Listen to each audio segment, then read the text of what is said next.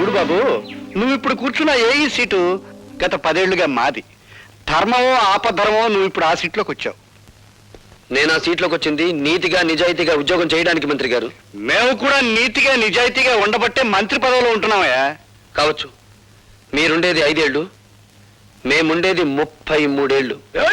ఎవడీడో battery మంచి charging లో ఉంది. హలో, మంది బ్యాటరీ కాదు, డైనమో. ఎప్పుడు డబుల్ ఛార్జ్ లో ఉంటుంది. అన్నో ఎవడీడో నీ ముందే నా గాలి చెప్తా ఉన్నాడు. అండి, రాజకీయ నాయకులు బతుకులు గాలి తీసిన టైర్ లాంటివి, మీరేం కంగారు పడకండి.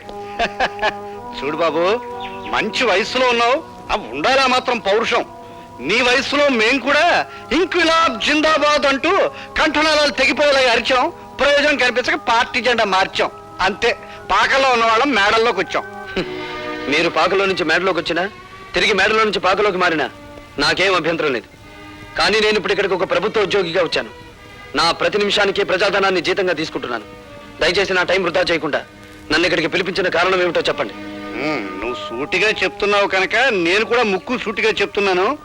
మా తాలూకు ఫైళ్లు ఏవి నీ టేబుల్ మీదకి వచ్చినా ఆలోచించకుండా సంతకం పెట్టాలి. ఊరికి అనుకో, మాకు డబ్బులు కూడా ఇస్తాం. ఏంటి తొందరపడి కాదనేవు గనక ఈ ఊరే ఇడిచిపెట్టి వెళ్ళిపోవాల్సి వస్తే.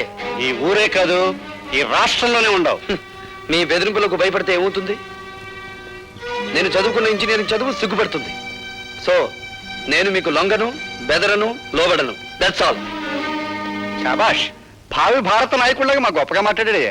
ఎత్తగరం నేను తట్టుకునే పొట్ల గిత్తలాగా ఉన్నాడు. అండి, దీని గురించి ఇంత ఆలోచన ఎందుకంటే మీరు అనండి, మన కళ్ళు దాసిన పంపించి తిరిగి చేసేస్తాను.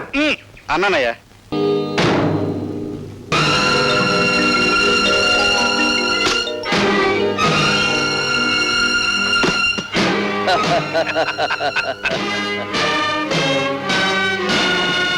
ఇదిగో కుర్రోడోయ్, నీ మొహం చూస్తే పాలు గారత ఉన్నట్టు ఉంది. పల్నాటి యుద్ధంలో బాలచంద్రుడిలాగా, పద్మవ్యూహంలో అభిమన్యుడిలాగా నిన్ను చంపడం నాకు ఎట్టం లేదు. మర్యాదగా ఫైల్ మీద సంతకం పెట్టి ఆ డబ్బు తీసుకో. సంతకం పెడతాను, ఫైల్ మీద కాదు, మీ లైఫ్ మీద. ఓయ్, నన్ను రెచ్చగొట్టమాక, మన బ్యాటరీ ఛార్జింగ్ అయిపోతా ఉంది. అయితే నీ బ్యాటరీని డౌన్ చేయమంటావా?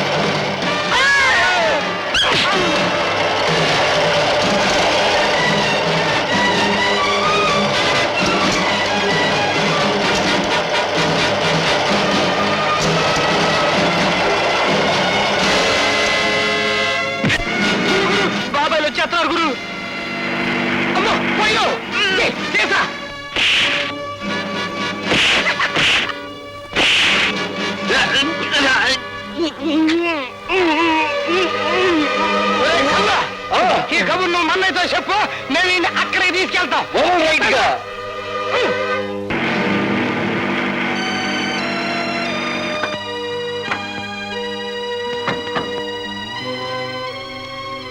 లత, భార్గవ్ ఎక్కడ కనిపించడే? ఇక్కడికే రౌడీలతో ఫైట్ చేయడానికి వచ్చాడని చెప్పావు. నిజంగా అతను చెప్పాడు బాబాయ్. ఏందే చిరునవ్వులు నవ్వుతున్నావు? శాతకాకి ఇక్కడ తీసుకొచ్చి పారేశావనా? కత్తులతో పొడుస్తావు రన్నా అంటే వద్దు, రోజా దగ్గర తీసుకెళ్ళు, అది సొరకత్తులు లాంటి సూపులతో పొడుతుందని చెప్పాడు. బచ్చా, ఇదిగా ఈయన నీ ప్రేమ మత్తులో పెట్టుకుని గమ్మత్తుగా దీని మీదంటో చిన్న సంతకం పెట్టించుకో.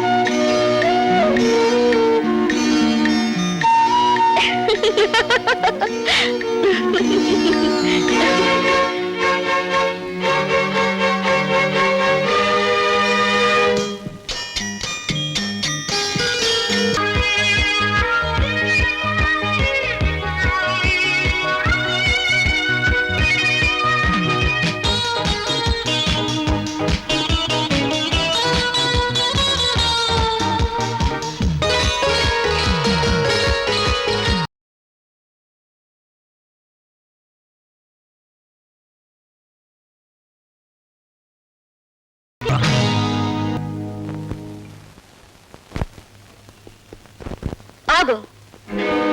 నేనెవరో నీకు తెలుసా? ముక్కు మొహం తెలియని మనిషిని పక్క మీదకు తెచ్చుకున్నప్పుడే తెలిసింది నువ్వెవరివో. ఈ రోజా ఒక్క చూపుతో మహామహుని సైతం శాసించగలదని కూడా నీకు తెలుసా? అఫ్ కోర్స్, నన్ను తప్ప. అంటే నన్ను మించిన అందగత్తెన్ని చూసావా? ఒక్క రాత్రికి నా రేటు 10,000. రాత్రికి రేటు కట్టుకుని జీవితానికి విలువ పోగొట్టుకున్నావన్నమాట. నాకేం తక్కువ? తాడిపట్టుకు అర్హత లేని దానివి, అమ్మకానికి తప్ప అమ్మవు కాలేని దానివి, పుట్టిన బిడ్డకు నాన్నెవరో చెప్పుకోలేని దానివి. నువ్వు శీలా నమ్ముకున్నావు, జీవితాన్ని నమ్ముకున్నావు. ఎన్ని వేలైనా ఇచ్చి కొందరు నిన్ను కొనగలరు గాని నువ్వు నీ జీవితంలో ఎన్ని లక్షలు సంపాదించినా 5వ తనాన్ని మాత్రం కొనలేవు. ఈ ఇల్లు దాటి వారు దాటి రోడ్డు మీదకి వచ్చి కూలి చేస్తూ నాకు కనిపించి పలకరించు, అప్పుడు బదులు పలుకుతాను. ఒక్క చూపుతో మహామహుల్ని శాసించే నీ అందం నా చేత ఒక్క సంతకం కూడా పెట్టించలేకపోయింది కదూ.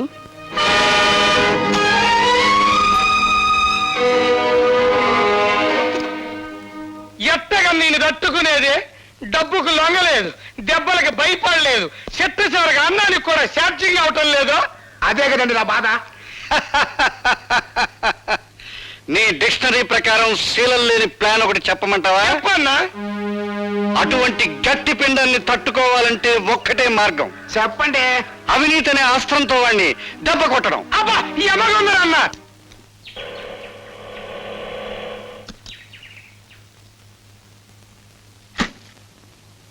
ఏంటి ఎవరండి లోపల?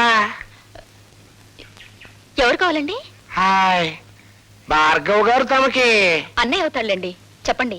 అయ్యో బాబోయ్, సమస్య తీరిపోయిందండి. రే లోపలటండి. ఏమిటండి ఇవన్నీ?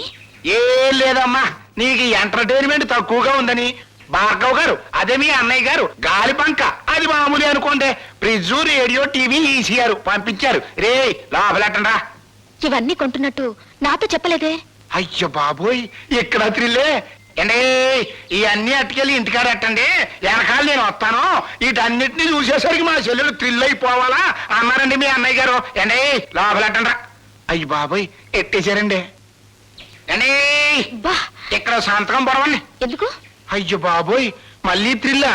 ఏండి ఆయన ఉద్యోగంలో చేరినప్పటి నుంచి చూస్తున్నానండి, ఇసుకలో కలిపే సిమెంట్ దగ్గర నుంచి కరెంటు పోల్ మీద స్విచ్ల దాకా అన్ని చూసుకుంటారు, కరెక్టో కాదో లెక్కెట్టుకుంటారు. అది ఆయనకో థ్రిల్ అండి. ఇప్పుడు మీరు ఈ సంతకం పెట్టరనుకోండి, నేను థ్రిల్ అయిపోతాను. అందుకని పొడిసేయండి. అమ్మయ్యా, ఇప్పుడు థ్రిల్ లేదండి. రే రండి రా. అయ్యో, ఏరా, రారా. ఇదిగో పద్మ, ఇదేం బాగాలేదు. రోజు మీ అన్నయ్య నా ఆటోలో ఫ్రీ సర్వీస్ కొడుతున్నాడు. మీరు మాత్రం తక్కువ తిన్నారా? ఇల్లు ఫ్రీ, మీల్స్ ఫ్రీ, పైగా ఈ రోజు నుంచి ఎంటర్టైన్మెంట్ కూడా ఫ్రీ చేశాడుగా. ఎంటర్టైన్మెంటా? అదేమిటమ్మా? ఇదో థ్రిల్లా? కలర్ టీవీ, వీసీఆర్ కొని పంపించావుగా. నేనా? నేను కొని పంపడం ఏమిటి? మరీ జోక్ చేయకనే రా. నువ్వు కొని పంపించినావు కదా. ఇవి ఎవరు తెచ్చిచ్చారు? ఆయన ఎవరో పేరు కనుక్కోలేదు, నీ పేరు చెప్పి ఇవన్నీ తీసుకోమంటే తీసుకున్నాను. బుద్ధి లేదు, ఎవరో ఏదో తీసుకోమని తీసుకోవడమే. శంకరం, ఏదో మోసం జరిగిపోయింది. ఇది ఆ రాజశేఖరం గారి కుట్ర. నేను తనకి లొంగడం లేదని ఆ సదానందం గారి చేత ఈ పని చేయించుంటాడు. నేను ఇప్పుడే వెళ్ళి. అండి రండి బాబు రండి. ఈయనేనండి భార్గవ్ గారు, మీ పని కానివ్వండి. Mister Bhargava, we are from anti corruption bureau. మీరు కాంట్రాక్ట్ ని సంతకం చేయడానికి వీసీఆర్, కలర్ టీవీ, ఫ్రిడ్జ్ లంచంగా తీసుకున్నారని మిస్టర్ సదానందం రిపోర్ట్ చేశారు. అయ్యి బాబోయ్, అండి ఇవన్నీ నేను పంపించినాయండి. అమాయకులైన మా పద్మను మోసం చేసి ఈ సదానందం ఆ వస్తువులు ఇచ్చి వెళ్ళాడు తప్ప వాటిని నేను లంచంగా అడగలేదు. అండి ఓర్కండి, ఎవరంటే నేను అనుకుంటారు. ఆ పైల మీద సంతకం పెట్టాలంటే ఇవన్నీ పంపించానే కానీ కుదరన్నారు మీరు. అండి 2 గంటలు టైం ఇచ్చాయండి బాబు, అందుకే బ్లాక్ లో కొనుక్కొచ్చాను. అందుకు రుజువు ఏమిటి? రుజువండి ఇదిగోనండి. అండి ఇవన్నీ ముట్టినట్టుగా ఆయన గారి చెల్లెలు నాకు సంతకం పెట్టించిన రసీదండి. పద్మ సంతకం పెడితే నేను లంచగొట్టి నెల అవుతాను. ఆ సంగతి నేను చెబుతాను. మీరు సదానందంగానే లంచం అడగటం నా చెవులారా విన్నాను. సార్, మీరు ఆఫీసులో నేను లంచం ఇవ్వబోతే నాకు అక్కర్లేదు, ఏవైనా వస్తువులు కొని ఇంట్లో ఇచ్చేసి ముట్టినట్టు నా చెల్లెలతో సంతకం తీసుకుంటే చాలు అని కూడా అన్నారు సార్. ఒక ప్రభుత్వ ఉద్యోగం మీద చేయి చేసుకుంటావా? పోలీస్ స్టేషన్కి. మా భార్గవ్ లాంటి వాడు కదండి. Is gold medalist. వాడు రక్తం గోల్డ్, వాడు మనసు గోల్డ్, వాడు నిజాయితీ గోల్డ్. సారీ మిస్టర్, అతని నిజాయితీ నిరూపించుకోవడానికి కోర్టులు ఉన్నాయి. ఇన్స్పెక్టర్, ఇతను అరెస్ట్ చేయండి. కమాన్. ఇన్స్పెక్టర్ గారు, ఇన్స్పెక్టర్ గారు, మా అన్నయ్యని అరెస్ట్ చేయొద్దండి. అమాయకత్వంతో ఆ పేపర్ మీద సంతకం చేసి నన్ను అరెస్ట్ చేయండి. సారీమా, కమాన్. ప్లీజ్. కమాన్. ఇన్స్పెక్టర్ గారు,